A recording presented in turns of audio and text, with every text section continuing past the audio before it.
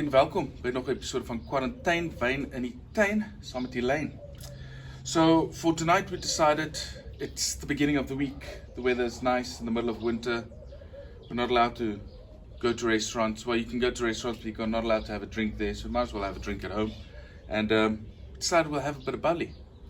So for tonight we are having the, here we go. Always get a prize. We're having the Beck Brut Rosé. Now this is a non-vintage Cup Classique.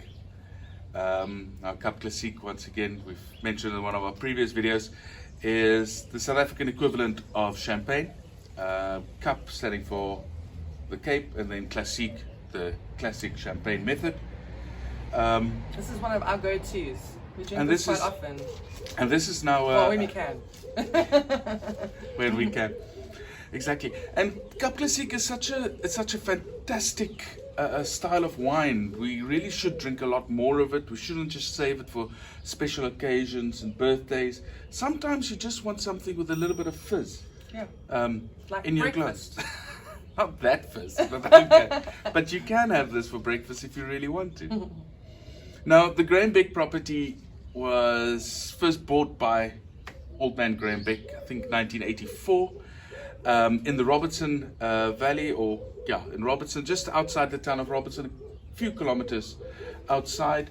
And it was chosen for its beautiful limestone soils, which is also similar to the soils in Champagne, which gives you a low pH and a high acid, which is needed for the production of bubbly, but also for the changing in temperature during day and night. So you can actually have a 30, almost 40 degree Celsius summer's day, and then when the sun sets, you actually have to put a jacket on. So, Yeah. which really helps with the slower ripening of the grapes, retaining natural acid in the grapes as well, which once again, as I said, you need for the production of bubbly. Now, Peter Ferreira is the winemaker there with Pierre de Klerk. Peter has been there since 1990, so he's 30 years at Beck, if my maths are still correct. And as far as I know, Pierre de Klerk joined the Beck team in 2010. So that's also a nice decade for him there now as well. Now, Peter, or Bubbles Ferreira, as he's also known, he always says he's on the hunt for the perfect bubble. And the bubble inside the glass is also very, very important. Now, you get normal average sparkling wines, which is wines that they add gas to, like SodaStream. And those bubbles tend to be quite large and harsh.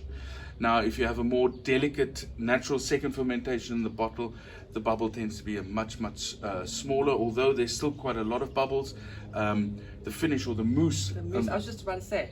the mousse on the palate is beautifully fine and almost creamy. Now, when they make these wines and they finally go through second fermentation, it builds up to about 6 atmospheric pressures, so 6 times the pressure of the atmosphere inside, and also they say about 49 million bubbles in a bottle.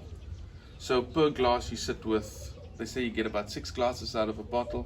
So yeah, so it's about, what's that, 6, that, I can't do maths now, about 9 million bubbles. It's a lot. 9 million bubbles per glass. That's a quite lot. Now, this is a blend of Chardonnay and Pinot Noir. As far as I know, Pinot Noir just a little bit more than half, with, let's say, almost 52-55%, and then the rest is Chardonnay. And because it's a non-vintage, means it's a blend of different vintages. There's a base wine that they would make, and then they would add new wine to that every year. And it's basically, it's not to make a lesser wine, it's to have a consistent quality. If you make a wine every year, or vintage, Cup Classique, I won't say the quality, but the flavor profile can differ from year to year depending on the weather and the harvest and all of those things. So to try and get consistency, non-vintages is the way. So non-vintage should never be frowned upon on that. And a non-vintage means that there isn't a date on the bottle. Exactly. However, Beck is now, as far as I know, the first Cup Classique producer in South Africa to put the degorgement date on the back of the bottle. Okay, explain degorgement quickly. Now, during fermentation, when they make the wine goes into bottle, and it basically gets a metal cap on, like a beer bottle. Like a beer bottle, yeah. And second fermentation will happen in the bottle, which will then build up the pressure, and you'll get all the bubbles trapped inside. And then basically all the yeast cells inside will eat all the sugars, create it to alcohol, build up the pressure, but the yeast cells will fall out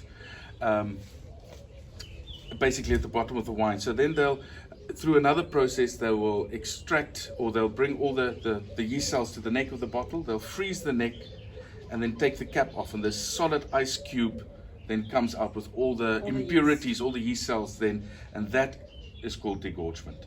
But now degorgement, because it's a non-vintage, you never know how old the bottle of wine is. So you can walk into a shop and see a bottle of Graham Beck on the shelf. You go like, oh yes, I'd love this bottle of bubbly, but it's been standing there for 10 years. At least now on the back of the bottle, there's a degorgement date. So you can see this one actually says July 2019. It's just about a year ago. It was degorged, so it's been standing around for a year. Yeah. Because unfortunately, wines don't last forever. They do change as they go along. As far as I know, the English likes to drink their champagnes with a bit more bottle age, where the French tend to enjoy them a little bit more young, more vibrant, and have more fresher fruit. What do you prefer? I must say, I like a bit of age. I do like both, but I must say I enjoy the beauty of a fresh, young Classique on that. On the nose, I must say raspberries, strawberries. There's almost a slight creaminess to it, but that would definitely be from the Chardonnay side, where the berries are more from the Pinot Noir, but also a little bit mineral, where it's like smelling an oyster shell, if I can tell you that. It's not really savory, but it's almost flinty. Yes, yeah. And then true Graham Beck style. The entry is soft and elegant. The bubbles are very, very fine, but it just keeps the palate alive. Oh, now you maybe want oysters. You go great with oysters. Yeah, sorry, there's no oysters at the moment. We're too far away from the beach. So, but that's it. Beautiful, bubbly, non-vintage, usually available in some of the supermarkets. Actually, it's quite readily available. And oh yeah, forgot to say that actually 80% of all the grapes used in Graham Beck comes from the property in Robertson, and only 20% are actually bought from other properties in cooler areas. So they buy some Chardonnay and Pinot Noir from other properties to make sure they can keep up with the demand. But yeah, beautiful wine once again for a beautiful, almost look like a spring day in the middle of winter, and we should enjoy these days while they are here. But while we're still stuck in lockdown, stay safe. Drink the wines if you have them, and hopefully soon an alcohol ban will be lifted and we can have a little bit more. Yeah. Cheers. Cheers.